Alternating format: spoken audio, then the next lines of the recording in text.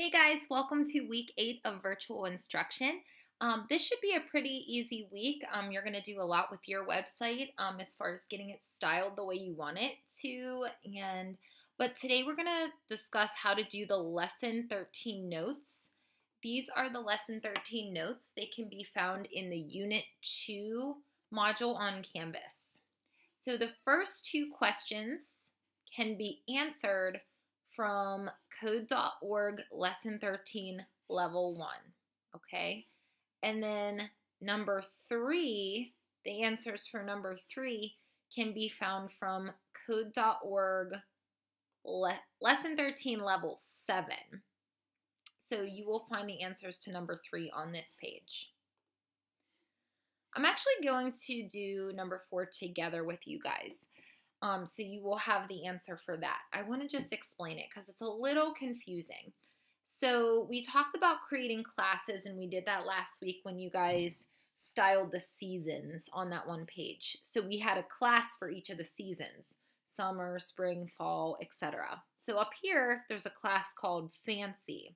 And in this example, it's telling us a class has already been created for us called Freshman in the HTML file.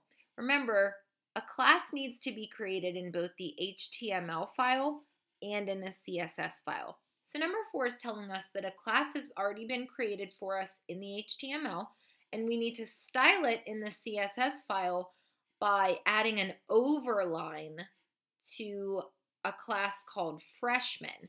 So we can see here that this paragraph, HTML is fun, has been created with a class called Freshman, okay?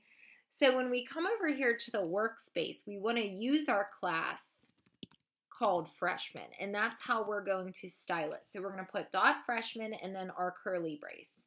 And then down here, this is where we want to put our role. And I don't know if you guys remember from a couple lessons ago, but to get an overline, we want to use text decoration, and we want it to the value to be overline.